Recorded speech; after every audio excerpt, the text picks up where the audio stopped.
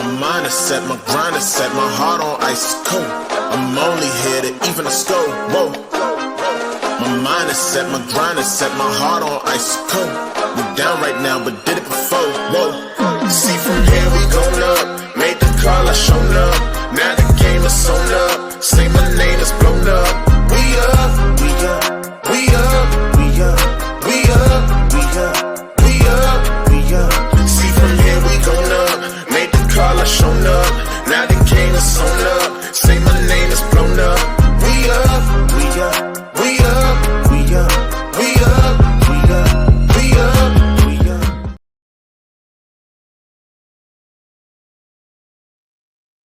What up, Night Nation, and welcome to the Night at Ones podcast, episode number 101.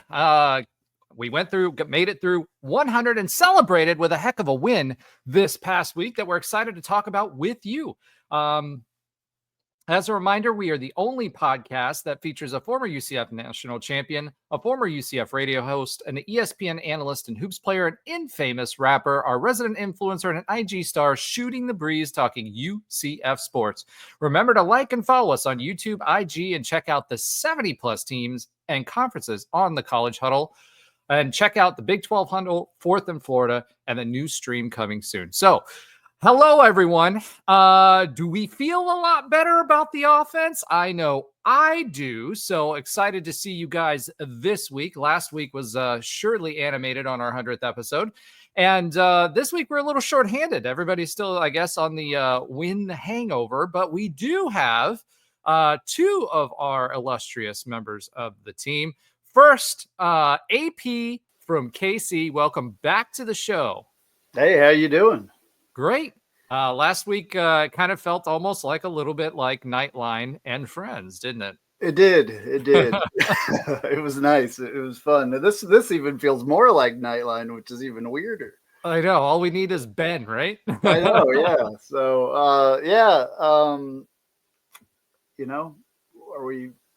are we starting already? Are we talking about the game? Nope. We gotta leave. We gotta leave. Have a segment, Josh, because as always, last but not least. Oh, he's here. Josh Okay. Lazar. I didn't see him, so I didn't. He's back. Nixon opened up. Yeah, we're going to talk about that in a second because I saw some of the show comments. You ready? Okay. Nixon opened up the night kickoff down the lane. Crowd roared as he passed defenders in the rain. 96 yards later, the bounce house shook insane. First return since 17, they both hit the same lanes. Jackson took the huddle, cool hand steady aim, dropping dimes in the line like a video game. The O-line clearing highways, push bodies out the way. 356 on the ground, and they still have more to say. Kelly hit the back field strip sack, lit the fuse. Laura fell on the floor, got a 6, not 2. Crowd caught the fever. We had no chance to lose. 40-0 at the break. The fans locked in a groove. Aggie shirt first answers. The rhythm was so tight. Pause. UCF running laps and nothing slowing down the Knights. Coaches on the sideline smiled at the sight. 2s and 3s are in, but still scoring through the night. Special teams electrics for spark from them in years. Post reels, quicks, caption stacks with all the cheers. Final 68-7, looking kind of clear. The statement is a fluke. Our Big 12 peers in fear. First attempt in quite a while. I thought, give it a try.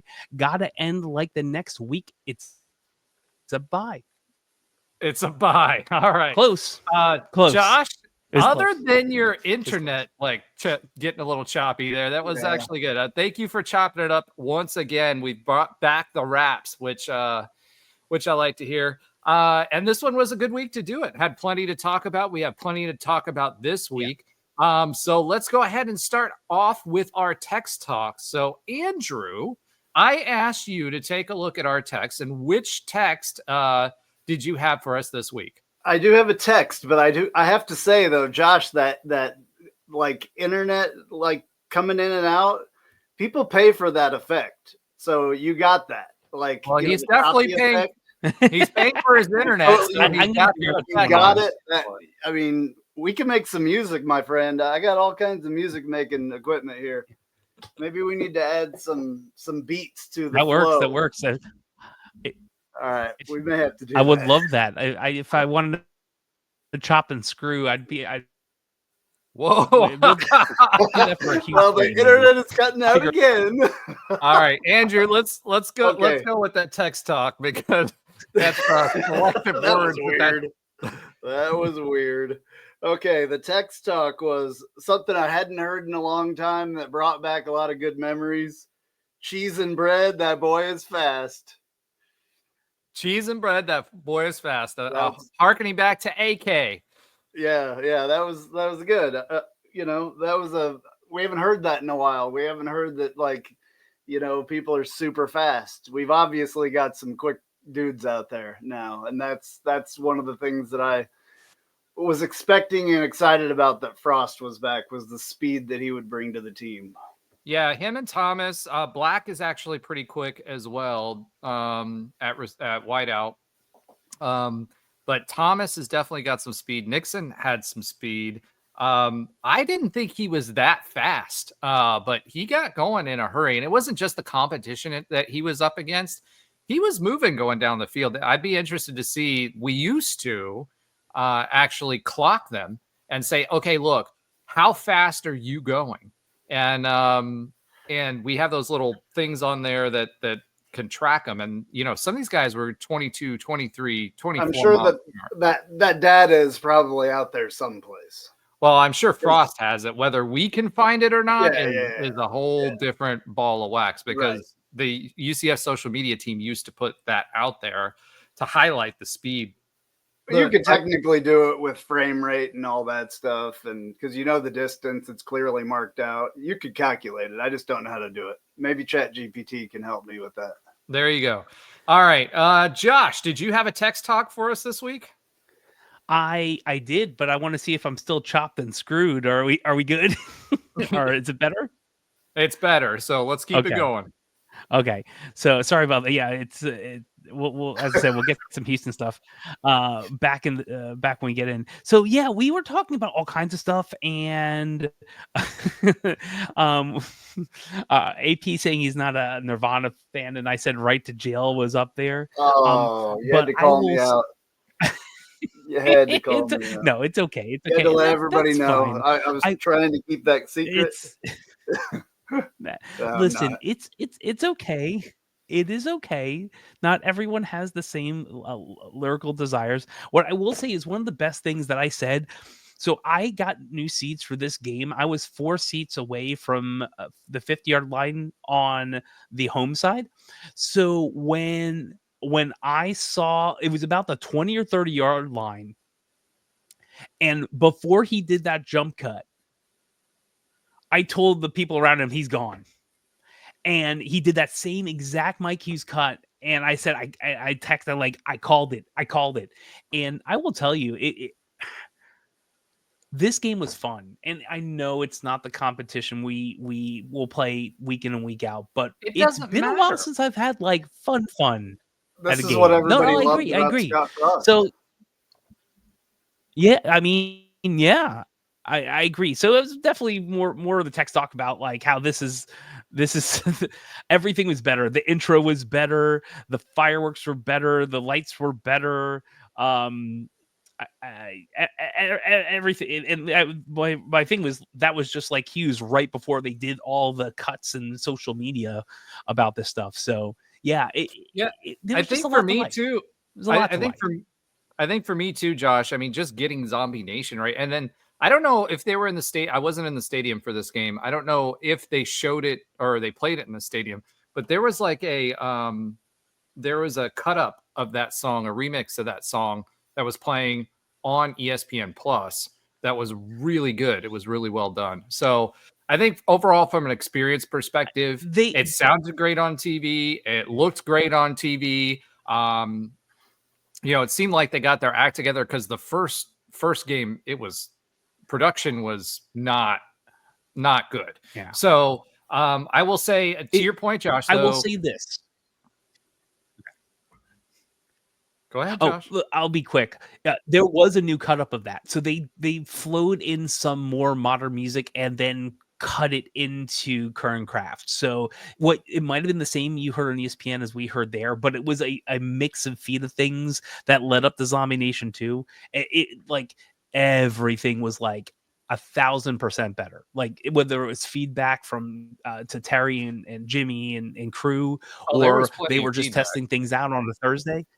There was, and this should have been ready, and it doesn't sound like they were. I mean, production is what I do for business, and doesn't sound like they were ready. Yeah, the big thing for me is there should never be a UCF game where we don't kick off to Zombie Nation getting ready to get started. In the first game, we didn't. And that was the first thing I said, and I couldn't believe it. That being said, let's, as far as the energy is concerned, that whole game, like I said, from the kick, right, was completely different energy than that first game was. I don't know if it was because I don't know why that was, because the first game we actually kicked on time, right? But then we had the delay. This time we kicked late, but everybody was hopping. Everybody stayed. It looked great on TV. It sounded great on TV. And the team had energy from that starting kickoff all the way to the end of it, whether it was on defense, whether we were talking about on offense or anything else. Taven Jackson got the start like we expected that he would. And he did pretty well. He was 12 of 21, so not quite 60% passing, 189 yards, and 2 rushing TDs. He also, put some work in on the ground. He had it wasn't just the TDs, but he was also moving the chains. The most impressive thing for me of Taven Jackson of that whole game, number one, the guy has a rocket of an arm. And his release is phenomenal. I mean, he can throw Justin Holman numbers, but he doesn't always throw lasers. The other thing that impressed me was he rolled out to I think it was the near side. And when he was rolling out, he never squared. He threw the ball on the run about 30 yards down the field and was on target. That never getting your feet set and being able to roll out and throw like that with that type of velocity for that distance and to the sideline was something of beauty because it was accurate. Mike also says here, the biggest fix was the refs not messing with, we are a clean show, Mike, with Taven's audio from the coaches. So I agree with that. But the big thing for me, I think Taven Jackson in his debut as starter, I think he came across poised. He demonstrated his arm. Now, the biggest glaring thing that I saw from Taven Jackson that I want to see more of, and this is not his fault, is he needs more snaps with the ones as far as the receivers are concerned. The receivers themselves, there were 3 drops. I think 2 of them belonged to Taven, so those weren't on him. But by and large, he put it on target. He had a well-thrown ball. The receivers were just a step or 2 out of sync. And that's just practice, folks. That's getting with your ones and being able to get reps. Because remember, he was sharing snaps with the I don't even know if he was sharing snaps with the ones. He was sharing snaps with the ones to start. And then once he did that, then he took over mid-game, last game. And that's all he's had with the ones, and he was the latest arriving quarterback. So I think you'll see as the games go on that there will be more and more folks and more passes that are connecting, because that was the only blip in his game. Otherwise, he looked poised. He looked collected. I like his frame. I like the way he releases the ball. He looked off some guys on defense. Now, again, this is NCANT, and the other thing that I saw from him that I didn't like is there were times where he had a good pockets because the O-line did a great job on pass blocking, not so much on rush blocking. But on pass blocking, they did a great job. He waited around a hair too long in the pocket. So what did you guys think overall about the performance of Taven Jackson? Is he our QB1? Without question. You'd be stupid at this point. You don't do that. Like you don't, when a guy has, I just don't feel like Frost is going to put the other guy back in because they created some chemistry, I think.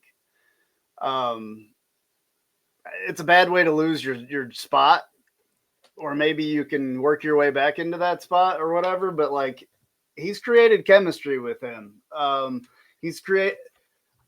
I personally don't think a lot of the receivers things. I don't know if you saw me when you said that. I was kind of like, whoa.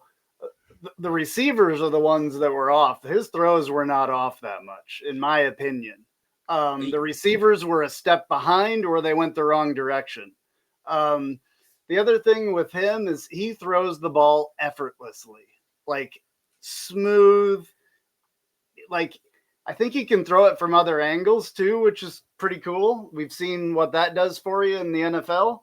But yeah, like, he has to be the starting quarterback. I don't think there's any question, personally. Josh, what do you think? Yeah, I will say, and there might have been one or two that were off, but we're not talking more than that. There was, I think it was Burke, one of the first deep passes that jumped early versus just running through the ball, and like everyone around me were like, we saw the replay and like he just jumped, or he had no need to jump. He just literally runs and the ball's in the breadbasket. There's a couple where one of the things I did like a lot, and I think AP was saying that they showed this on TV too. There was a pass to the end zone where the wide receiver and the quarterback were not on the same page, and it seemed like it was the wide receiver running the wrong route.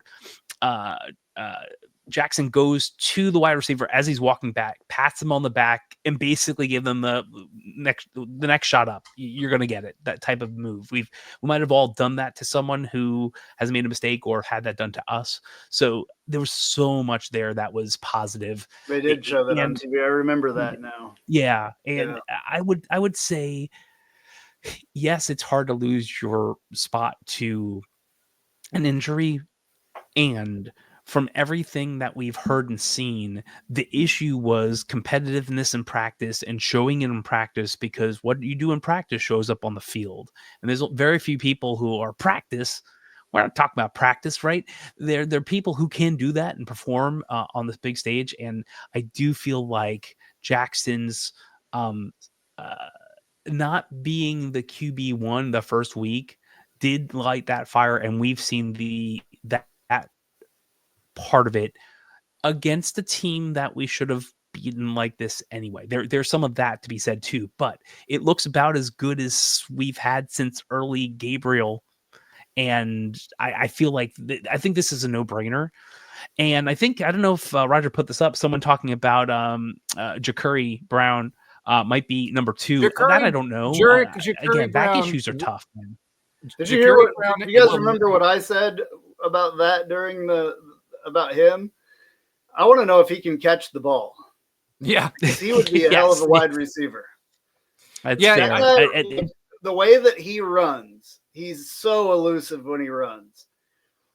He's not that fast, and he's so like lanky and everything, but like he just makes all the right moves. Like it's crazy. And he lifts his knees high when he runs. So that's why people can't catch his ankles. Like, he is good. A very elusive runner, and man, he could be a freaking weapon if he could catch the ball. Personally, well, here's the thing with the QB situation, right? So I don't think JB not saying that he's not a good quarterback. I'm just saying. Well, I'm he's going one to of those say guys that I'm going to say that I'm not going to say he's not a good quarterback. He didn't show that he could be a quarterback yet. Last year, he showed that he could be a quarterback, or tried to, and he wasn't a very accurate passer. He was a 50% passer, right? Then this year, he comes in the second half. There was 21 pass attempts in the first half with Taven Jackson. There were 3 in the entirety of the second half. Right. 3. That includes JB, right? Yeah. So that's the thing, right? The problem, yes, he's an elusive runner. Yes, he can take off. Last year, he showed a tendency, and he does a little bit here too, to pull the ball a little too often out of the running back when we have plays like that. And if he's going to be one-dimensional, he's not going to be successful, certainly not in the Big 12, because those lines are going to eat him up. The I other want to see him throw the ball, though. I agree. That's see him at least at some point throw the freaking ball. Well, that's the question, is like, has he progressed at all? Because he historically has been a 50 passer. Remember, he was a 4-star quarterback that went to Miami and then transferred. He's got the quarterback guru in his room, though. You know that, right? Yeah, well, we'll see. We'll see if he's had enough time with him. He will go down as a quarterback guru. He was taught by one. He'll go down trust me on that. Just mark this down. Anyway. All right. So hot take from Andrew. Always. That being said, I think, Taven Jackson definitely showed he is the number one quarterback. He has the ability to throw accurately. He has, the ability to throw. We haven't had, one of my text talks is we haven't had a QB that has been able to consistently throw the ball, basically since Dylan Gabriel, right? That was the last time we had it. And then people were, looking at and comparing his ball versus the balls thrown by DG. And I think DG had that rainbow pass that was it skied up there and then dropped right into the breadbasket. I think he has a more flat pass, but he has more velocity on it. And so he has a stronger arm, I think. Yeah, it's different. And he's a 63% career passer. And folks are talking about that. Not everybody's going to be DG as a passer. We've got someone who can pass and someone who can run. He ran for a touchdown. He has the ability to be mobile. And he's going to need to be, because I can tell you this right now. I think we did a much better job on the offensive line this week in pass pro, but in running, it's terrible. I mean, we couldn't, goal line offense has been a problem for UCF for the past 2 years. We got down to the goal line and we were stuffed at the goal line. Again, we are not getting any push in the running attack. This on PFF this week, Paul Rubelt scored extremely high. It was in the 80s on pass pro. Or on running, it was 64, right? So nobody was above that 70 range. So, and that was against this team, right, which is even lower than what Jacksonville State is. So my concern is going into conference, right, and going into UNC or any other game, is are we going to be able to effectively use Jaden Nixon or Miles Montgomery, because we can't get push through the front. So I think for me, if I'm looking at it, I'm looking for Scottfrost to start utilizing those three guys a little bit differently than what he is straight through, the A gap. Because when he was here the first time around, they would run through the A gap with AK, and people were like, okay, what's going on? What's going on? What's going on? He's setting up other plays. He did the same thing the previous week, right? Where he ran, it was third down. Everybody thought we were playing for the field goal. And then all of a sudden we popped a pass over the top. Explosive plays, we're starting to see those. But that offensive line, once we get into conference, they are going to have to be able to establish the run, or we're going to have to go sideline to sideline. And the one thing I do like, though, in the passing game is Taven Jackson has the ability to consistently go to the sideline in the short field, and he has the ability to consistently go to the middle of the field and pass effectively. So that's going to be able to allow us to loosen up those defenses and keep people out of the box, right? Especially we still haven't seen much of this offense either. Oh, no. I mean, there's a lot more. What's interesting about that is we all know the Fighting Jordan's boyfriends won 17-3 somewhere in Charlotte, and they trolled the heck out of them there too. That was great. I don't know if we're going to keep seeing more stuff out of UNC. I mean, I'm sure it's going to be there and install, and it's probably going to show up, but who knows who we're really playing against in the context of, are they going to be any good? And it seems like the answer is no. So are we going to show anything there either? So what UNC has done, and I'm adding to your point, and then I want you to keep going.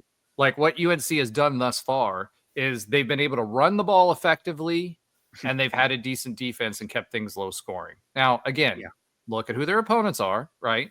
But that's been their bread and butter. They have not shown the ability to pass. They have one quarterback that seems to be a decent passer, and they've got one quarterback that is basically a running quarterback, and that's all he does. So their offense is what's hurting them right now. It's offensive. So do I believe that our offense will be better? Yeah. Do I believe that our D-line, if we can stack the box against a basically running team, do I think that we can maintain the edges and get some pressure, at least enough to slow their offense down? Yeah. So it'll be interesting to see what happens with that. That's going to be a shootout. I agree.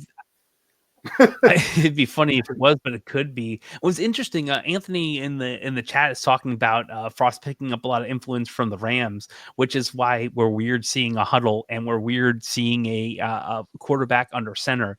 And I'm intrigued. We're not weird. See we weren't weird the NFL, first time around. Obviously, Bill Belichick, but this might ish. Like an NFL game-ish, not NFL where we don't have the same players. Well, let's just get out of the way. But the feel of it could be a little bit like that, with more than likely Frost putting in the tweaks that he's already had within his offense. And listen, if you have the right line, Belichick is kind of sort of playing like O'Leary played here with big lines, doing big things, controlling the tempo on the ball, and being methodical and all. That's if that's what we're all seeing.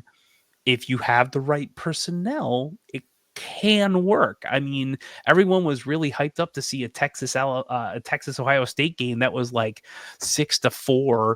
Whatever, because in essence, it was two really, really good defenses, really, holding back two pretty good offenses. And that can work when you have the right personnel and the right funding to get there. So I'm saying to the original AP point, I'm not sure. We definitely haven't seen a lot. And I don't know how much more we're going to see if we can continue to do some of these things. And there's that continuity from this game in 2 weeks. Yeah, I think here's the thing. I think to AP's point, we're not seeing everything that we're going to show. And we're doing that for a reason. Yeah. We didn't have to show it the first 2 games. Now, that being said, Jacksonville State. Don't have to show it this week either. I mean, next week either, really, with UNC, I don't think. Well, we don't have I'm not sure. We don't have I think he's going to save a lot of stuff for conference play. There will be a lot of plays you've never seen before. That's just the way it works. It's always like that. Well, they start, the other thing people need to realize too is, especially with our group that was thrown together last minute, like it was, relatively speaking, right? They need to understand the base offense, and they don't have a whole lot of time to figure that out during camp. So they're going to add. They don't start adding until week 1. So they're going to add layers into this offense every single week, and they'll have a game plan for each week. And each week, especially based off of those scripted plays that they have the first series of scripted plays, they'll fold those in. And then they'll go back to the other ones, and then they'll have like 2 or 3 plays that are going to be plays for big yardage that are designed to take advantage of some sort of weakness that they see in the defense, right? Scottfrost talks about explosive plays. That's how we won in 2017. And that's what he's trying to build up to. And he's done that consistently. He's also just figuring out who he's got. I mean, you know what I'm saying? And he was not happy at all about, if you watch the press conference, about the way that it went. That was the way I expected him to act last week, but I think he was just relieved anyway. But he was more upset this week than he was last week, which was upsetting to me in a way. Anyway, well, he was. But yeah, I'm with you. I think he was just relieved at getting the win after all that, the whole BS throughout the entire. I think you are not wrong. He definitely should have been back in the bounce house, relieved to get the win, relieved to come out of there not looking like a fool. I mean, because if he would have lost that game, the very first game, that's bad. That would have put a downer on the entire thing from the start. Yeah. Well, Everybody calling for him to be fired already. I think the thing that I was looking for Scottfrost was the fire, right? So one of the things that his first time around, being a former player, he was fired up. He had the get back coach, right? That was holding him from yelling at refs and everything else. but he had that fire. That first game that we played against Jacksonville State, he was almost stoic. It's like probably overwhelming. Like, I don't care why it is. I don't want to see that, right? The guy who's a player's coach, he's older now. He's older now. You know, during basketball season, I talked about this with Johnny Dawkins all the time. I'm glad Ben's not here because he would yell at me for this. But you know, with Scottfrost, he's a player's coach. He's the guy that's on there. That's part of his allure. He needs to be amped up and energetic, just like the rest of the players are, right? He doesn't need to be yelling at people. He doesn't need to be doing that, but he does need to be energetic and fired up and look like he's in the game. So I love it when he yells at people personally. Well, especially referees. I love it. Yeah, when he yells at referees, yeah, I love that too. If you can read lips, man, whew, you'd be shocked. Tim agrees with you. He said, I said last week that Frost needed the win for his own self-esteem and to shut those Husker cornholio naysayers and to prove to us that he was the right choice. Wow, that was a mouthful. So, 100%. Tim's a smart guy. And then Mike comes back. He's like, I'd rather him be calmer than Brian Kelly. Wow. Well, so that's a statement. So I agree with that. But, you know, ultimately at the end of the day, I agree. I like the fact his sideline demeanor was better and more engaged and, you know, really pumped up when the players scored and all that other fun stuff. So we need to see that side of Scottfrost again. Now, someone that you should be pumped out about again, we talked about Nixon, right? And his return, right? I mean, first kickoff. That's the first time that's happened, I think, since 2017, since Mike Hughes returned to kick. So, and it wasn't at the beginning of a game. I'm sorry to interrupt. I'm going to interrupt. Yeah. Whoever in the comments, it's all good. Yes, I'm going to interrupt. Anyway.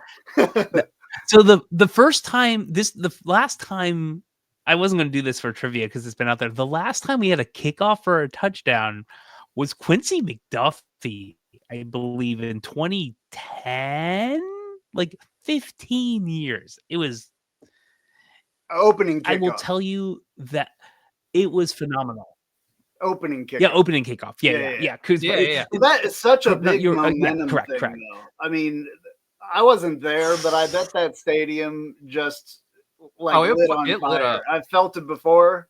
Unfortunately, I wasn't there for the last one either. That's a long story if you remember. Anyway, did a radio show on YouTube. I mean, that just set the tone. And I think that things were, you know, I had a good feeling after that. Things were going to go well, and obviously they did. That does so much for a sideline, though. Like when you're there, just the feeling that you, as a player, that you get is amazing when something like that happens. So, well, I think the big thing for me was it was like a sigh of relief from everybody because there was so much pent up energy. Like, okay, we saw some of the errors and mistakes that we had last week, right, against Jacksonville State, and we were like, okay, what do we have in this team? It just started the game off right. Nixon then goes on, and he has 4 rushes for 156 yards, 2 TDs, and one kickoff return for a touchdown, which earned him Big 12 Offensive Player of the Week. Then Stacey Gage, he had 30 yards for a TD. You know, we had 200-yard rushers, and I think Nixon was averaging something like some crazy stats. Like 11.6 or something crazy like that. No, I think it was like 29 because it's 4 for 156. So no, it was 40. You know what I was thinking of RJ Harvey last night in the Denver game. He was 11.6. Sorry. Oh yeah, 39. I had 11.6 in my head from thinking about that. I mathed right. So it was 39 39 yards per attempt, which is an insane number. I'd have to look. I don't know, Josh, 39. If you can look it up in the meantime to see if you could find out if that's an NCAA record, because that was nuts. And here's another good stat. It's on Mike number of plays. I've already looked actually, and you have to have more touches for it to be like a real record like that. So 9 or more carries, I think, normally. Well, here's that 9 carries. Jaden Jaden Nixon has touched the ball 9 times this year and has had 3 scored touchdowns. So there's your number 9 right there for you, and that's all that matters. I mean, a third of the time that he's touching the ball, he's scoring touchdowns. So we got to figure out ways to get him more involved in the game. Obviously, we did that on the kickoff return game, but I think he showed how much of a special player he actually is. And remember, Nixon was a Power 4 player too. He started at Oklahoma State, and he was behind their number 1 running back who got embarrassed here during the space game at OSU. And, he transferred, and then he transferred again and came back to us. So he is a Power 4 running back. This is not a G5 running back that moved up to the power conferences. He was just behind somebody else that he wasn't going to be able to get any playing time after for 2 years. So it was, Jaden Nixon's a special talent. It'll be interesting to see how we mix him in going forward. I was happy to see Stacey Gage, get some run time too. A lot of the other players got in. The defense, we haven't even talked about the defense. We've been talking about the offense, right? The defense generated a lot of points in the first half. We had a strip sack, from the defense, which was awesome. Nigel Kelly got in there, got his big paw on there. We knocked 3. I didn't realize we knocked all 3 of their quarterbacks out. And I'm not laughing because, I'm happy that somebody got hurt, but it was crazy to me because the first 2 got with an elbow, right? And then the last one, the collarbone, and he continued to play. So they left that game with 1 quarterback on their roster. Yeah, and the first 2 basically had elbow issues. Dislocations. Yeah. They dislocated. I called that in the chat, by the way. Look back. Because I saw it. We were talking about it. They both landed with their elbow, their hand out weird on the turf, and like the people on TV were like, wow, is there something weird with the turf or whatever? I don't know how they both landed exactly the same way, basically, but they did. Same exact thing, same exact injury. Just crazy. It was odd. And remember, Jordan McDonald was in because of last week's targeting call, right? So he got the start. He ended up with an interception. Edwards had 6 tackles, 3.5 tackles for a loss. Laura had a big game. He had 6 tackles, 3 tackles for a loss, and a recovered fumble. Nigel Kelly, like we talked about, 4 tackles, 1 sack, 1 TFL. And Malachi Lawrence had 3 tackles, 1.5 TFLs, and 1 sack. So when you're talking about what the defense did, the defensive line looked really, really good against a team that they should look really, really good against. They were able to get pressure. The big thing that I saw in this game is that we maintained the lanes. They were trying to run outside to stretch the field a little bit against us because they did have a few speedy backs, and their quarterback, I don't remember which one, the first one I think was relatively quick. So they were trying to stretch the field. We actually maintained it. The linebacker play was excellent. And we tackled. And the big thing I keep saying over and over again, I said this last week, I said it this week, and they mentioned it on the broadcast too, is there's always, it's not just one hat that's near the football. There's at least 3 or 4 guys, or there's one guy that slows the other guy down or pushes him to the boundary. And then you've got 2, 3, 4 other hats to the football immediately. This team is fast. This team is tackling fundamentally well. I don't know what was happening under Gus Malzahn, but this team tackled fundamentally well, and they're all going to the football at the same time. Now, if you've got that speed, that means it should translate to the Big 12 as we get into conference play as well, right? So the big thing now is for the defensive line to prove what we've called them a strength all year, the number 1 position group all year. They need to be able to prove that. And I think they will against UNC. But the line play from this game, the biggest glaring question marks I have is, can the offensive line establish the run, especially in short yardage situations or goal line situations, to be able to get push on the running plays? 2, can the defensive line get consistent push against players that are, Power 4 linemen? So football games go the way linemen go, but this defense looked really, really stout and did what I expected them to do. They didn't get on the board until, and I felt kind of bad for them, but I didn't.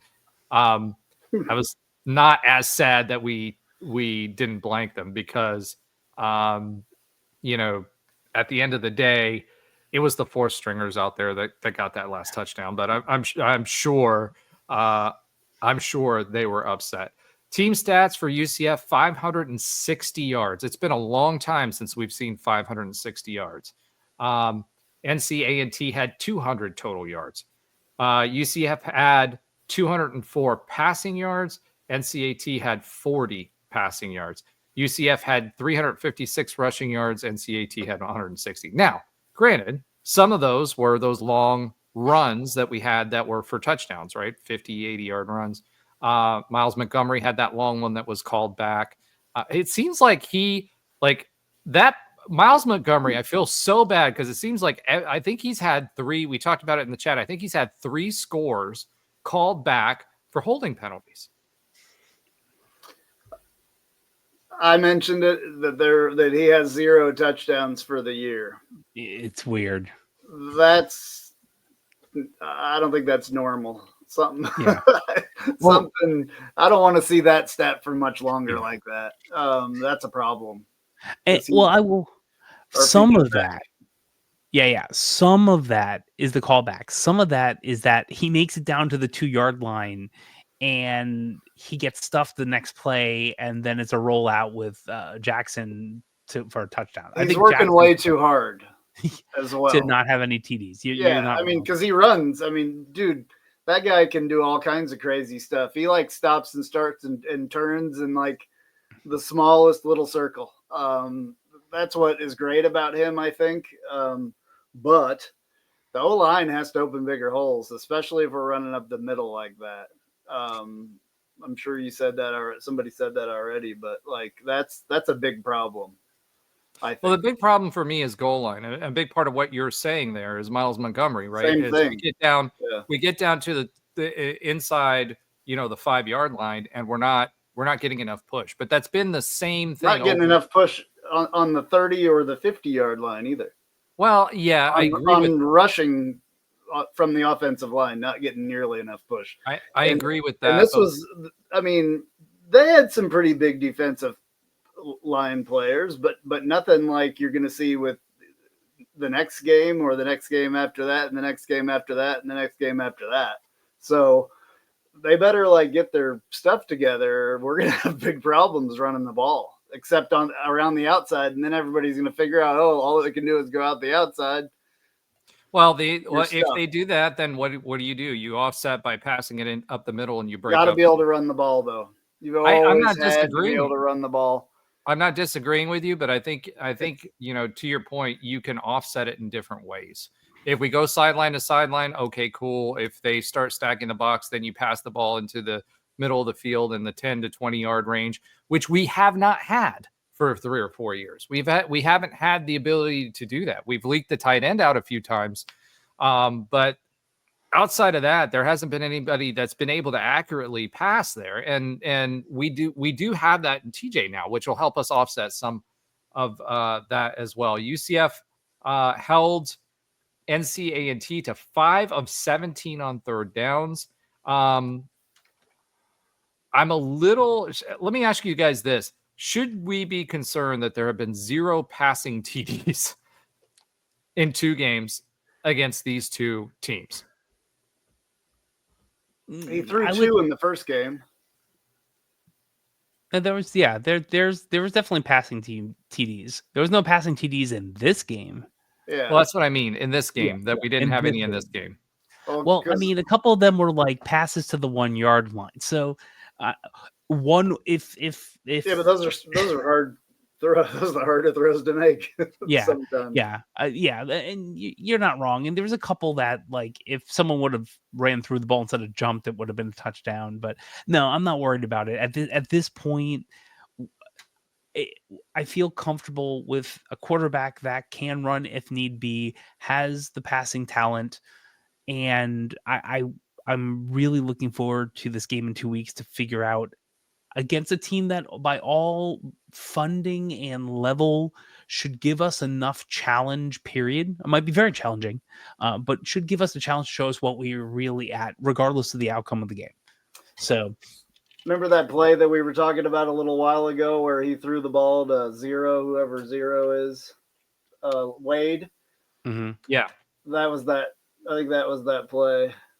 Anyway, I'm watching the game as we speak, so Tim says, about something on the screen. I apologize.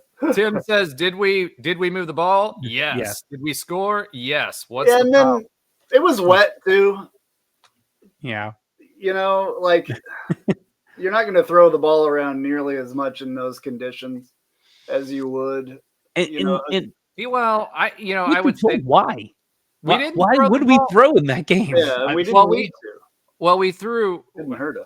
I think we should because we need more reps with the receivers. Number one, and to help show that we can offset balance, especially if I think a lot of it that it was wet. To be honest with you, I don't think so. I think a lot of it was that we had Frost was being conservative because it was wet. I think it was because we had JB in the second half. We had 21 pass attempts in the first half. We had 3 when GB was in. So that tells you why we didn't have more TDs. But to Mike's point, there were 3 should have been TDs as well. So I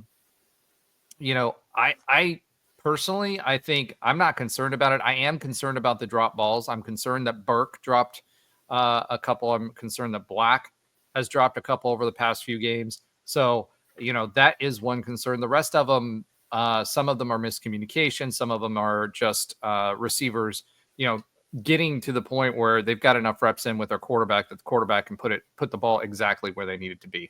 I think we have the arm talent. I think he has the ability. As far as defensively, I think that, what I'm really looking for against UNC is how does this D-line do against a P4 D-line, although Jacksonville State pretty much had a P4 or O-line. Jacksonville State, and we talked about this after the first game, pretty much had a P4 O-line. They actually had 2 UCF players. It wasn't just the one that got kicked out, but Curtis Perry was also a UCF player last year that was on their team as well.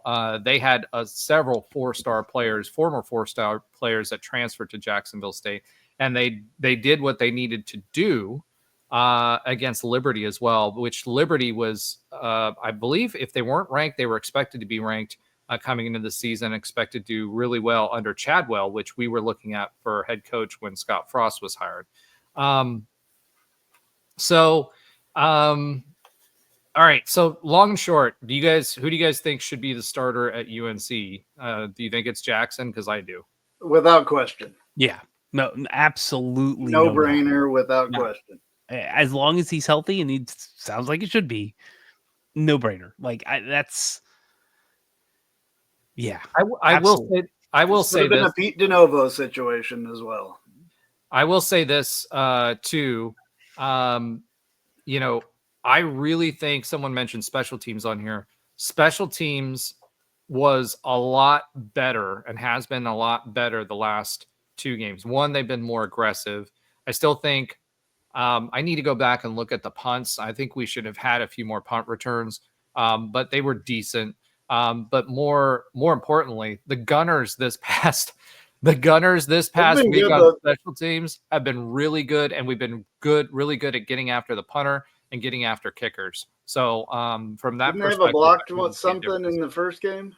Yes, we did. We had a block field goal, I believe. Yeah, block field goal.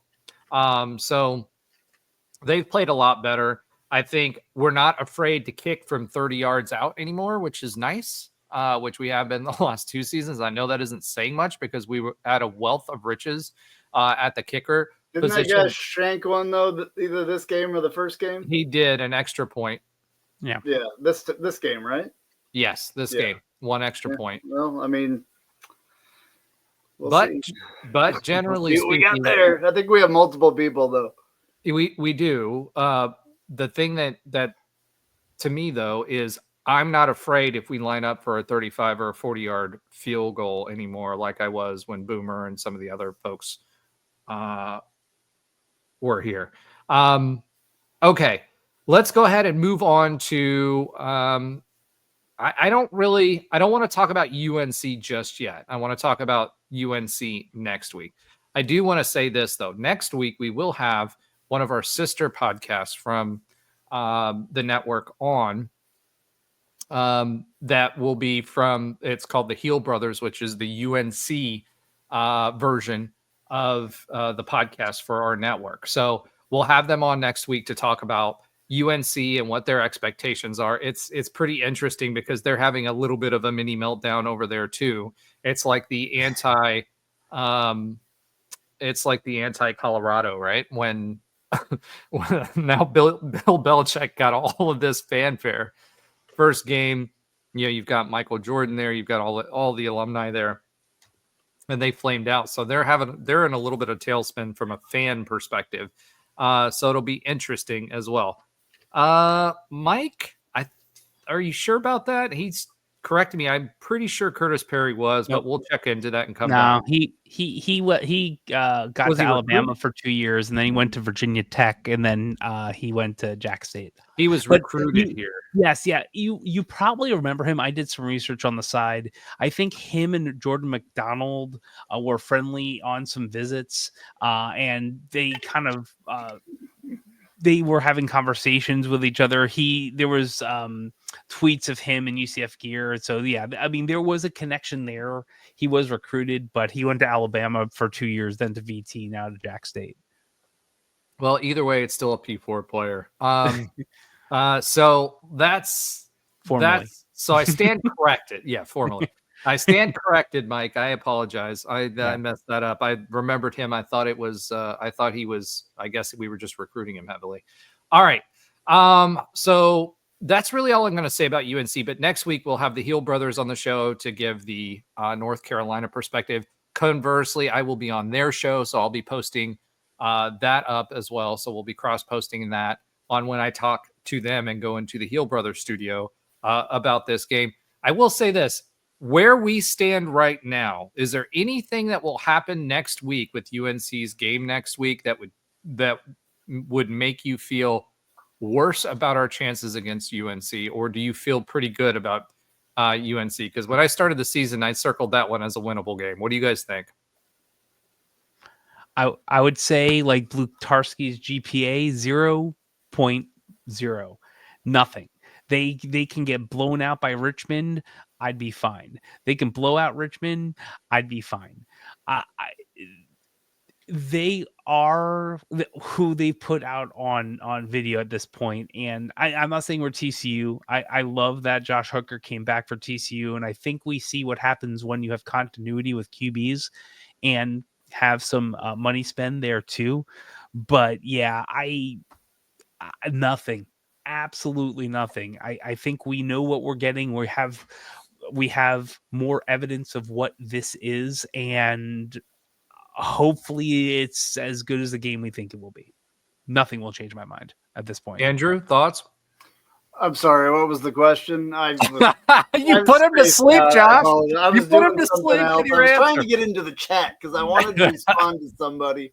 I was trying to log into the chat, and I'm in a different browser. AP learns technology. I have my password to that account. Whoa. So I have multiple YouTube accounts. So Mark says for him, he says the next 4 games against UNC, K-State, Kansas, each now. That's the one I wanted to respond to. I figured. That's why I brought it up, because I figured it was the Kansas one. Wins. They ain't no slouch. I hope that you don't think that that Kansas is a slouch. I agree with you 100% about UNC and K-State. K-State is trash. Absolute trash. That's the worst team they've had in years. Army beat them.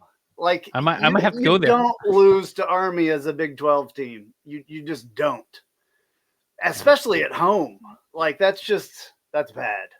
Yeah, it's that for K-State. I mean, I actually when we were talking about the preseason, we did a preseason show with the huddle, right? The college football huddle. And they were talking about the Big 12, and it was me and Calvin and a few other people, right? And he's the OSU guy. And oh my gosh, when we talk about the Big 12, we'll talk about OSU. But I was expecting Case. Yeah, I was expecting K-State to be a contender this year. They were ranked. Well, I know they were one of the highest ranked, but I expected them to be a contender for the championship. That's another reason you don't pay attention to preseason rankings, because they're absolute crap. Oh my gosh. It is a complete guess. Oh my gosh. Well, Avery. Florida?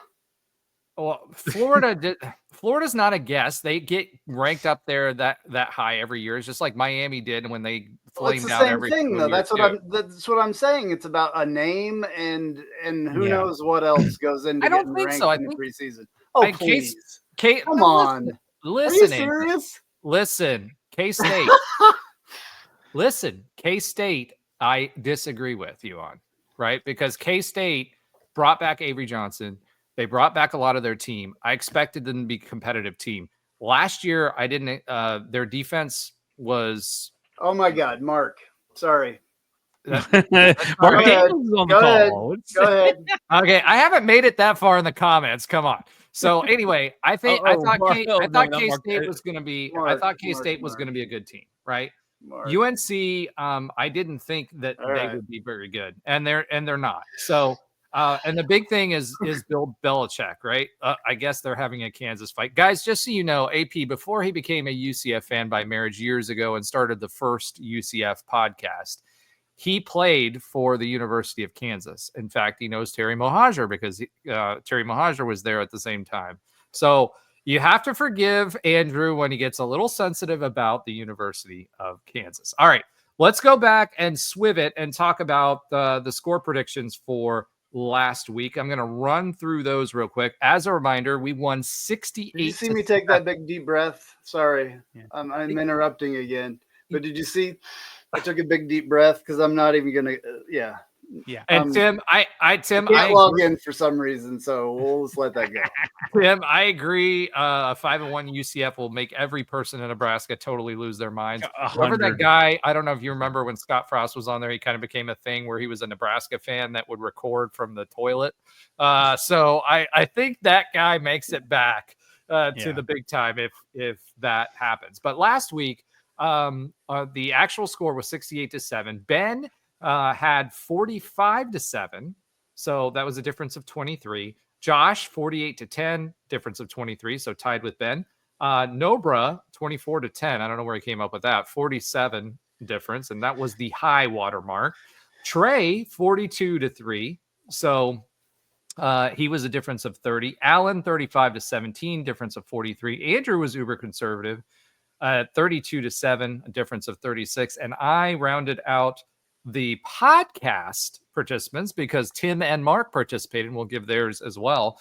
56-10, so a difference of 15. So for this week, I was the big winner. Last week, I was the big loser. Now, to Tim and Mark, who are in our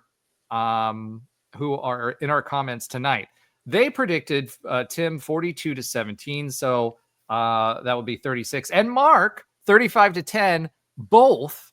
36-point difference, and good enough for a UCF first down.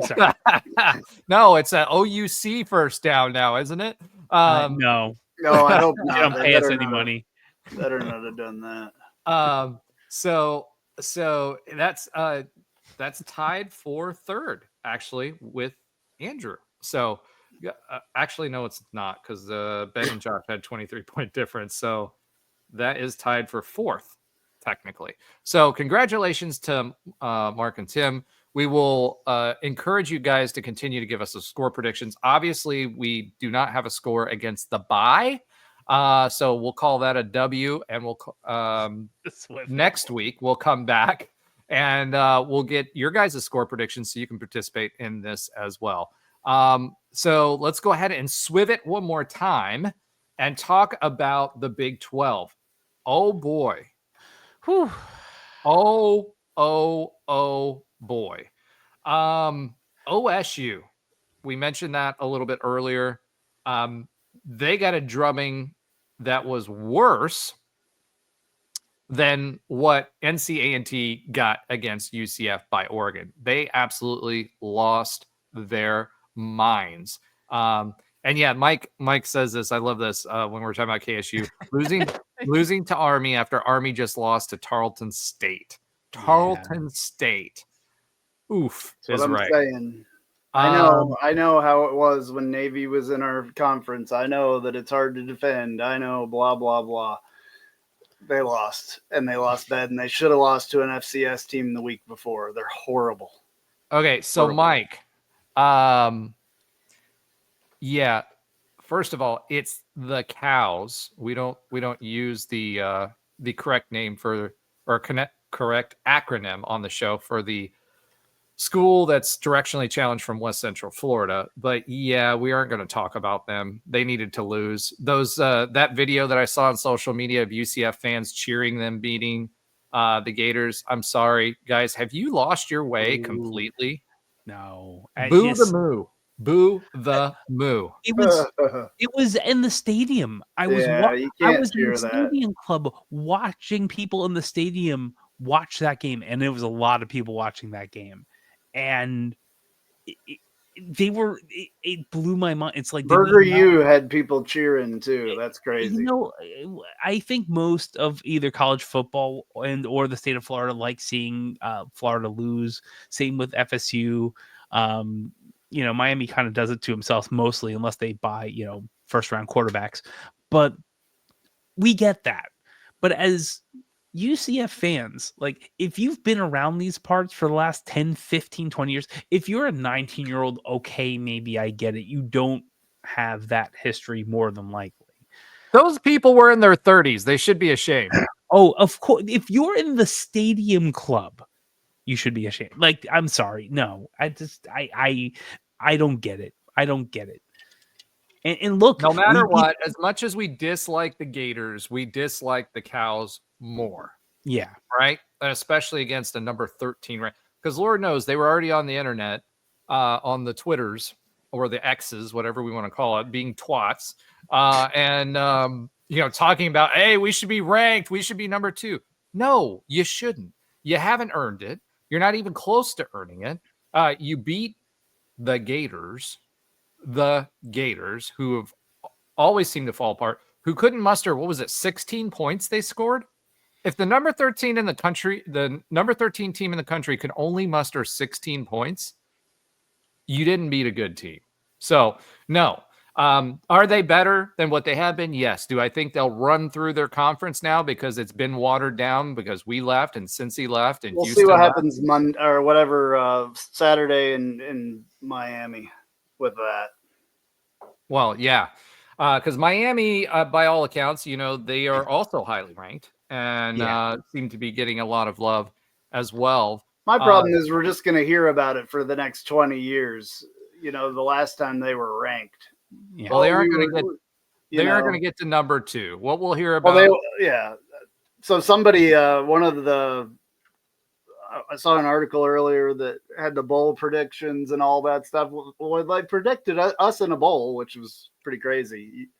But also they said that team over there, the Cows, I don't have my computer to play the noise. I'm sorry. But they were saying that they were going to be in the playoff, which I was like, whoa, hold your horses there. Well, I mean, they have a guaranteed spot for the G5. So, I mean, it's a possibility because if they get through Miami for whatever reason, then the rest of their schedule is butter. Yeah, I mean, I don't think it's going to happen, but that's just me. Dave Portnoy also made a tweet about it, which was pretty crazy, saying if they win against Miami, they should be number 1, is what he was saying. Yeah, I said, pump the brakes, buddy. Like, hold on. Well, Barstool. Speaking of Barstool, the Big 12 just signed a big deal with Barstool as well. So, going back to the Big 12 and talking about the Big 12, Tim says the Mullets of Oklahoma. It should be the Fighting Mullets of Oklahoma. Aggie U are going insane. They are absolutely going insane. I will tell you this. I would not be surprised if Mike Gundy is fired mid-season. They made him take a pay cut last year. They almost got rid of him last year. If this continues, and we do play them later on in the season, I wouldn't be surprised if Mike Gundy isn't fired. To to your point, Andrew, as far as who we play on our schedule and whether it's attainable, we beat UNC. That's 3 wins, right? You get to count 1 FCS, I think. Then we play against, we've got UNC, then we've got K-State. That was a game that I was not expecting to win. So if you get to K-State and you win that game, that's 4 wins. And we finally get that bugaboo off our back, by the way, because we almost beat them the first time we played them in the tornado, the tornado game. So we get that bugaboo off. Now you've got West Virginia, who has not been very good or slated to be very good. I'm still higher on them than what most people are. But right now they're at the bottom, just above K-State. And you've got Oklahoma State. Those are 5 wins. Those are 5 realistic wins. You only need one go 50-50 to get to a bowl game. So that this week, after this week, I feel a whole heck of a lot better about that. Arizona State lost a heartbreaker last minute, which they should have won. Iowa State is still the team to beat. Arizona was trailing, but they're up.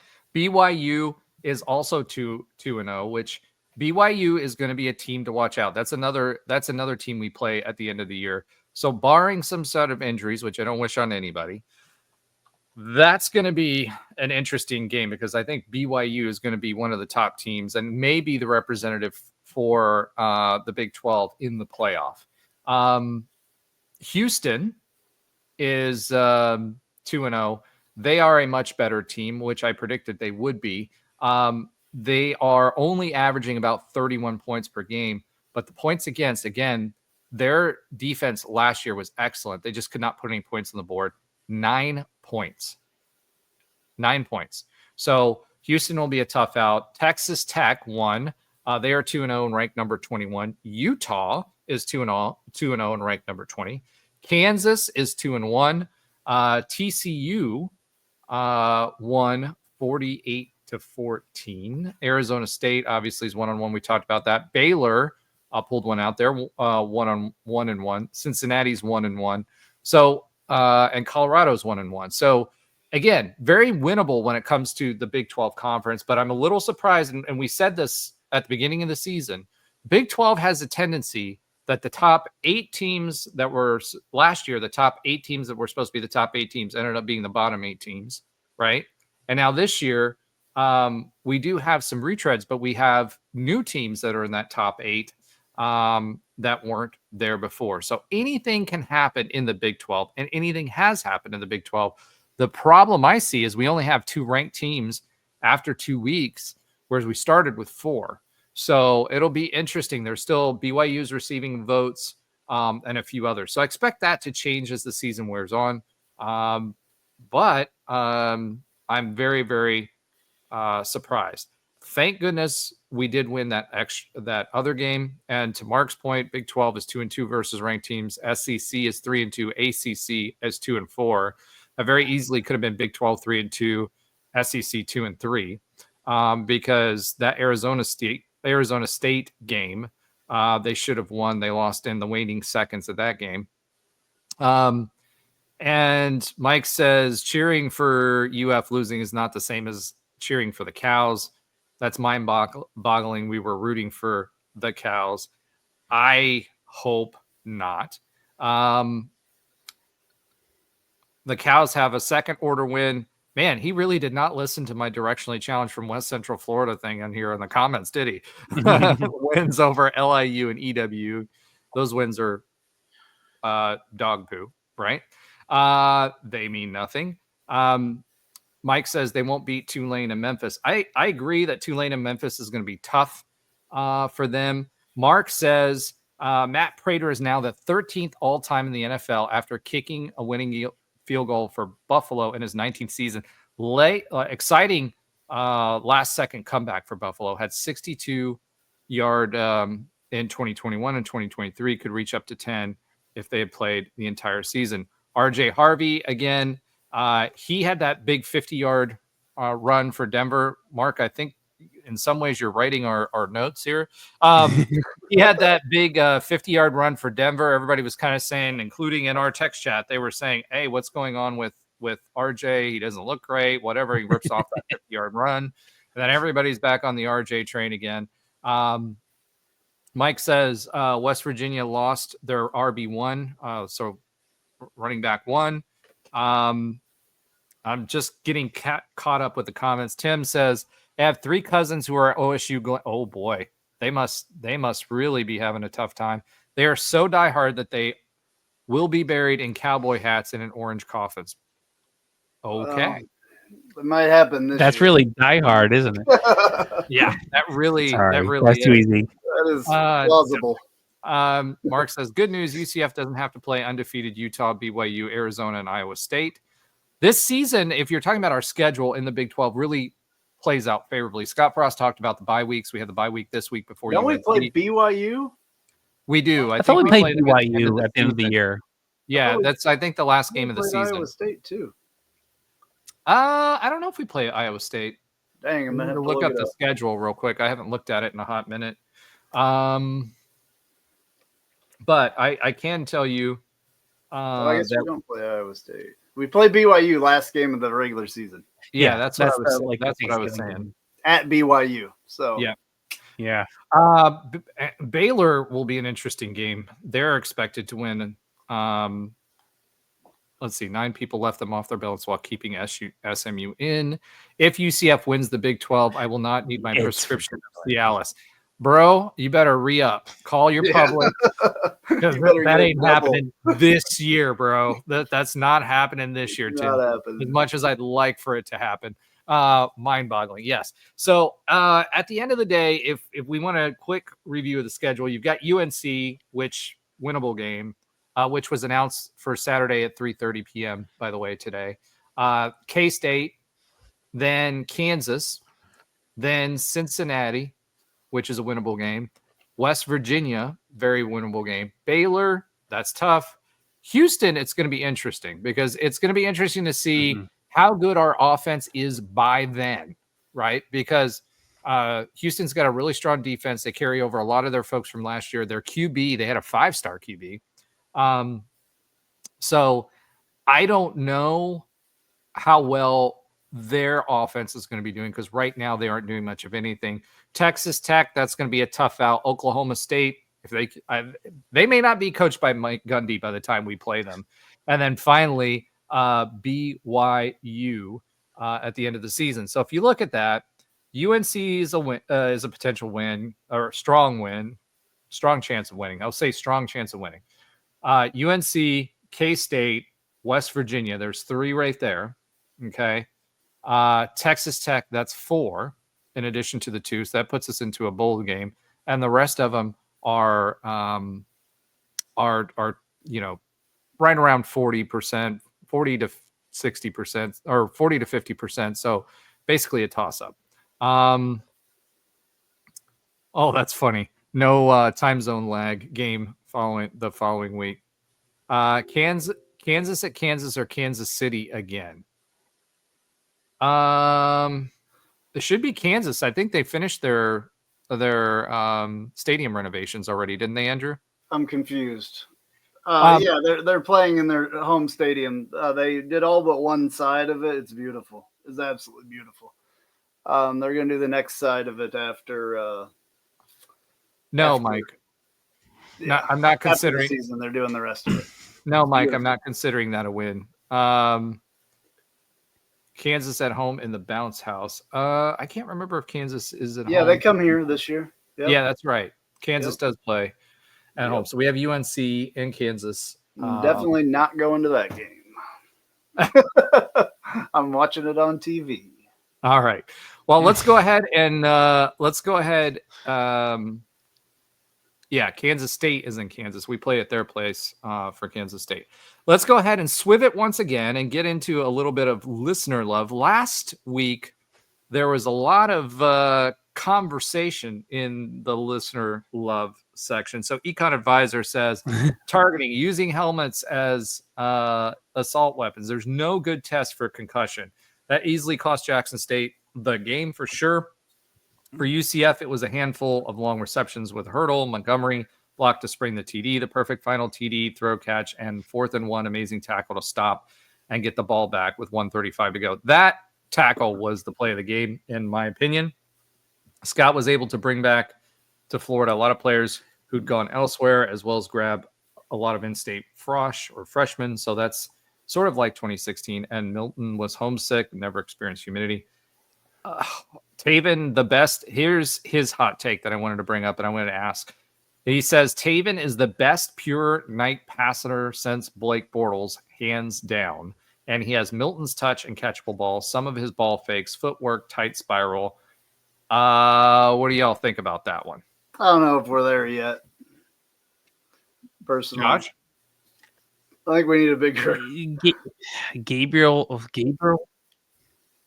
I would say Gabriel was probably better. I mean, is he? Can we come back to this? Casey, some Josh some flowers there. I mean, I think he is the best passer we've seen. Josh, you're robot rapping again. I'm getting rid of everything in my computer. I think he's all right. I'm just muting him because he's robot rapping again. All right. So anyway, come back when you have a stronger internet connection, Josh. I don't mean to cut you off, but it really just sounds terrible. That being said, I agree with Mike. I think DG is definitely a better passer for sure, pure passer, because that was the question, right? Even with Bortles had the ability to extend plays and throw the ball. He had the ability to run over guys. He was kind of known for that. It was a big body. I think as far as, since the question was pure passer, I do think it's DG for sure. Which is more of an assault in football, spitting or crown of the helmet? I don't know. I just said spitting. I replied fast. Yeah, I don't know. I don't know which is which, but I think that that's gross. That's just gross. But when you're talking about assault, if you're doing that, oh boy, now we're really spiraling. Okay, I'm gonna put this one up for Mike, and we're moving on. Okay. Shoe. Oh my god. Our response was, I love Taven's touch and strength. The big thing for me is timing with the receivers. With the NCAA, there were some drops. I like that we're spreading the field and we can move the chains in medium distance. I do think we were spoiled by DG, and now that we have a capable passer, people are expecting that. TJ was a 63% passer. I wouldn't put him in that category yet. Me neither. And that was really pumped the brakes on that one. Yeah. Not even close. We lost Josh altogether, so I guess we won't have Josh a sometimes funny fact of the week. We'll see. I mean, once we see more of him, that comparison hopefully could be made. That'd be awesome. I don't see it. He's got a great arm. He's got a great ball. He's got a great release. He's got good. There's little things, and I wanted to say this when we were talking about Jacurri earlier. I said it a little bit, but there's little things with quarterbacks that can cause that, I don't know if it's not all decision making. It's the angle, the setting the feet. There's a million different things why a quarterback can be accurate or inaccurate. And a lot of those things can be taught. So we've always talked about how quarterbacks get better, over time, especially the, freshman to sophomore year, if we see a freshman quarterback. But old dogs can still learn new tricks. As far as quarterbacks, it could be as easy as setting your feet or I don't know. I mean, maybe somebody needs glasses every once in a while. I've seen that happen. You know what I'm saying? There's a million different things that can make a guy accurate or inaccurate. So. Well, it's that, and it's the touch, right? So DG was really, really good at dropping high balls that were easier to catch versus, because the velocity wasn't as high and they weren't as shallow of a pass. But he's not a home run fastball thrower either. No, but I also just ball effortlessly. So I think he overthrew a couple. Of course he overthrew a couple, but I don't think that's going to be. I hope that's not going to be a huge problem for him. Big 12 Brad holding it back. Big 12 Brad with the hot take of the week. Taven equals Mikey Keene. There is no. Taven is so much more dynamic than Mikey Keene. Mikey Keene was a and you know how I felt about this during the JRP. Mikey Keene. Mikey Keene was a decent. Forgot about JRP already. Yeah, well, I did. So he was a decent system quarterback, right? But he was not going to be a guy that could be a difference maker for you. He's not going to get away running the ball. He was decent as a system quarterback. I don't think it's even close. I think Taven is a way better quarterback. Thrower. Mike says laps Mikey Keene as a passer. Mark says need to work on stopping bigger backs. NC and T had 2 big backs we couldn't stop. Taven is Herndon Hooker light. Well, I could see that. Hendon Hooker light. So I could see that. But yeah, I don't know. Big 12 Brad, I appreciate the comment, man, and keep him coming. But that was I was certainly entertained by that one. All right. The next one that I wanted to call out is Madame Boutique, frequent contributor to the show. She says that Josh Lazar has entered the studio. So I guess we will get Josh's sometimes funny fact of the week back. We'll bring him back online here in a minute. The situation was definitely weird. It was still sloppy beforehand. Okay. Let's see here. Does Andrew know we have 70 new players and a new coaching staff, and this was game 1 with all of that? Yes, I said yes. I think so. Does. I mean, yep. This game had a lot of problems, but our schedule gives us time. And then she mentioned something about interruptions. Andrew, that's just the way I talk. That's been a Nightline thing, if you guys know. It's even harder on this thing because the internet lag that there is, and like all kinds of stuff. It's way harder on this one, especially with a bunch of people. So Madame Boutique says, and yeah, it is more difficult with 6 people. Frost did in fact say Cam did not have a concussion, and that was what Brandon was telling us. She says, as always, she says, yeah, of course, I'm not. Huh? I said I heard that differently. I get. Okay, so some more about the interruption things and some more about Andrew. So with that being said, I missed all these. Where can I find these on YouTube? Yes, they're on the comments underneath under the live show. I don't read the comments. I stopped reading comments like years ago. Just for like you can get into all the people that do well on YouTube and everything say don't read the comments.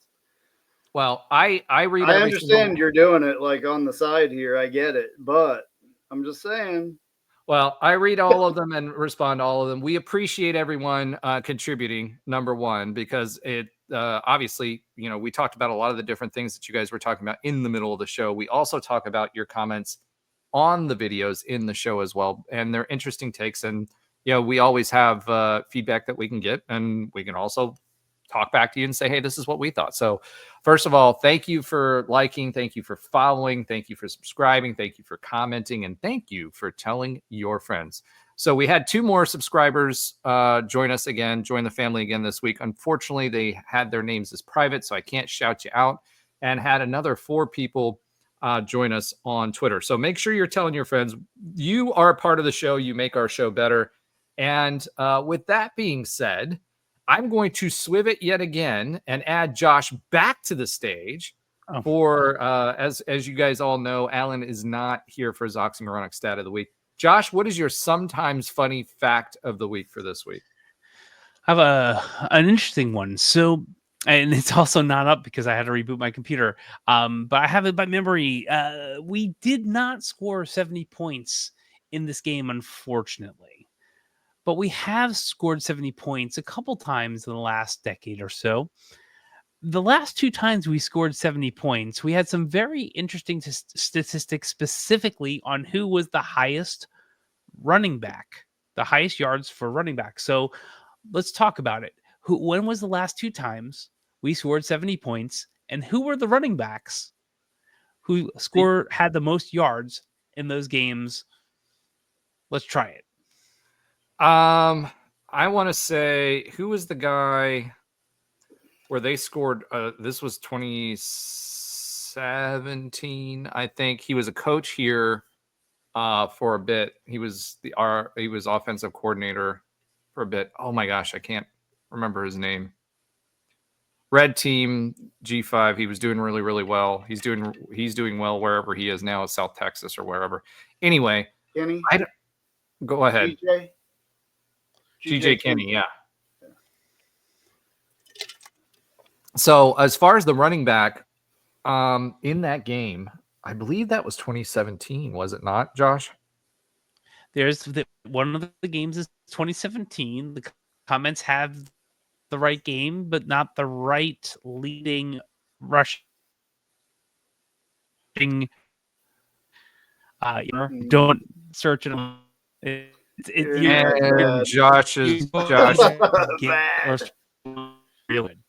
Josh.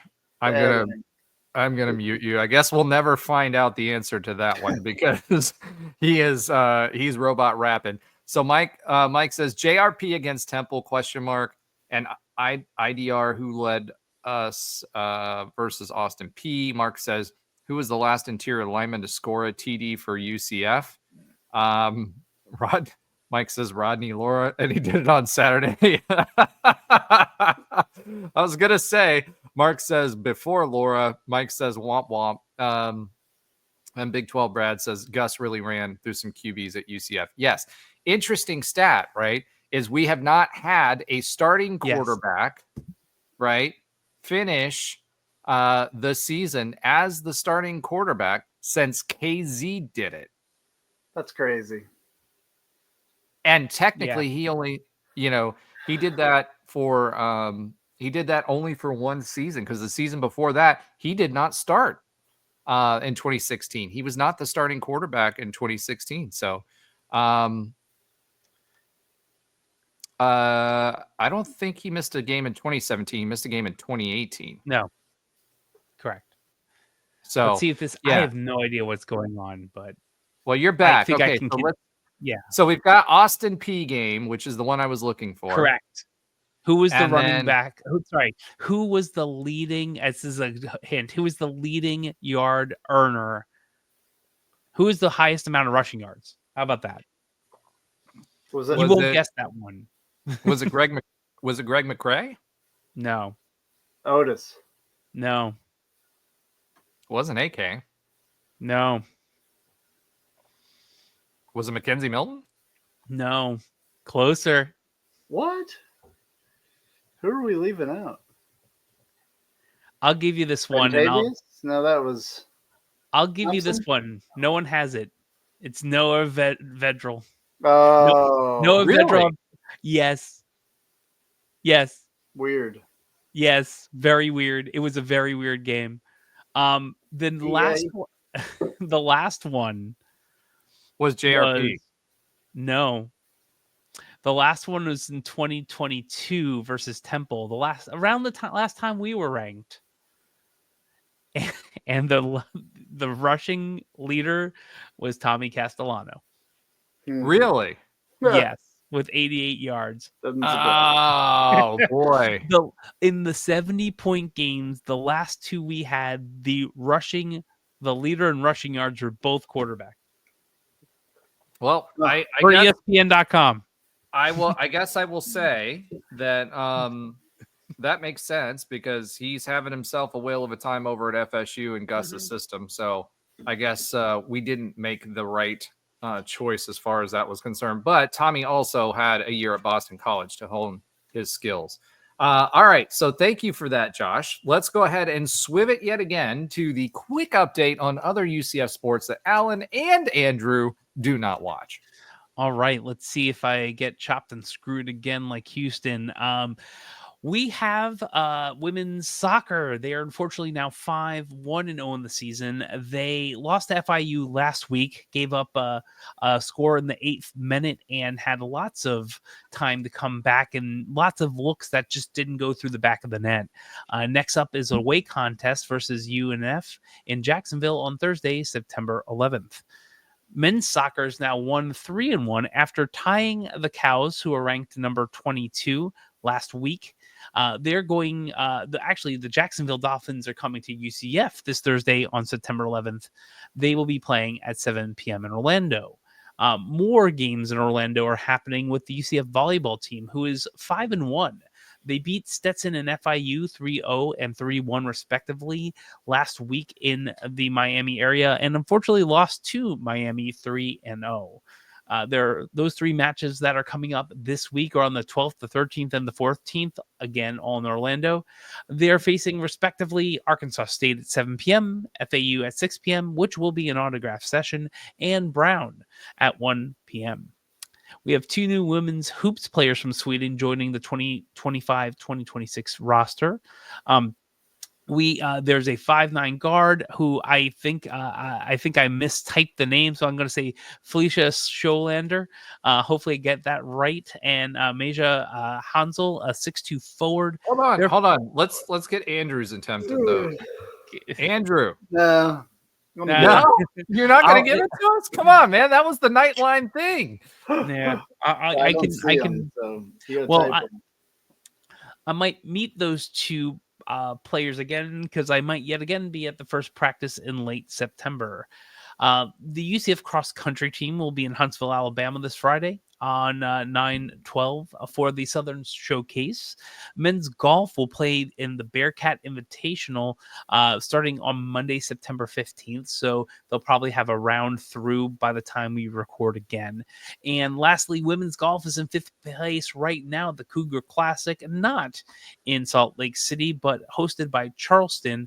They are 9 strokes behind the first place team, which is the Fighting Danny Whites of Tennessee. That's it for all of the UCF sports that Alan and Andrew do not watch. Back to you, Roger. And probably not Trey. Probably not Trey, except for softball. We've added that there as well. So, all right. So that'll wrap us up, because we don't really have anything to talk about for UNC until next week. Join us next week as we welcome the Hill brothers to talk about that. We're going to have as many opposing teams as we can from the College Football Huddle join us, so we can preview those games from their fans' perspective, and also so we can talk crap on their podcast. Maja, by the way, Maja. There we go. Maja, thank you. Maja Hensel. I like Mark. I like Mark's comment here. He says, after Antoine Jackson's penalized takedown, perhaps Knights need a wrestling team like all the northern schools. Now, UCF used to have a wrestling team. It was a very successful wrestling team. Back in, I don't know when they shut it back down, if it was 80s or 90s, UCF used to have a wrestling team that was very, very successful and competed at a high level. Unfortunately, they did away with wrestling, and obviously we focused on the 16 sports that we carry now. We will not be adding any more for the foreseeable future. Most schools are reducing. Big 12 has wrestling, I think, though. They do. Oklahoma State's really good, I think. Really good. Iowa's really good. Yeah. I don't know about Iowa State, but I know Oklahoma State's known well. Iowa's known. Oklahoma State is definitely known. They're in the Big 10, so. Yeah. So I know, but I'm just saying that whole area, like the Midwest, has a lot of Minnesota, wrestling. Michigan, Ohio State. Minnesota had Brock Lesnar back in the day. There you go. Well, we don't have any Brock Lesnar's, although I would bet that a certain 6'10" German would make a splash in wrestling if he could compete in that sport. That being said, anything else that you guys wanted to talk about for this week? Otherwise, let me leave that question open. Anything else that you guys wanted to talk about for this week, or no? No, just looking for improvement. The next game as well. We need to see some things. It's going to be, I probably won't talk to you next week. So It's so we just need to see a lot of improvement next week or whatever. 2 weeks. The big thing I want to see is the O-line tighten up on the run game before going into UNC. I think that is a big gap. Some of the wide receivers, especially Burke, needs to hit the jugs machine quite a bit. But overall, this team is coming together much better. I'm much more confident in this team's offense after this week than I was after the last week. Outside of that, defensively, I really need to see the defensive line step up and be who we think they are. And the linebackers have been playing extremely well, which is something that's been a question mark since, 5-6 years, something like that. The defensive backs are playing well. There was that one, I don't remember who the defensive back, I think it was Bell, that got in front of the receiver, swatted the ball down, kept the right. That was textbook cornerback play and something that I'm starting to see a lot more of as far as the defensive backs are concerned. They are absolutely playing better than before. And yes, we do have Parker Boudreaux. Actually, Parker. Funny thing, I was actually about to reply to that. I just said funny thing that you mentioned him. Today I saw, I still follow him and I talk to him every once in a while. He's doing really well in Japan wrestling. Awesome. He's big there. Didn't do too, as well here in the States with the WWE thing, but that's hard to crack. But in Japan, they just made, I think it's All Japan Wrestling. I don't know if that's the correct one, but they just made an action figure of him. Parker Boudreaux? Yeah, it's really, really cool looking. That's awesome. We'll see if we can put that on the X machine. So thank you for that, Big 12, Brad. All right, that's what I'm looking for from our team. Other than that, it's going to be a good bye week. Next week we'll talk about UNC. There it is, if you can see awesome. it. Easiest way to do it. Yeah. There you go.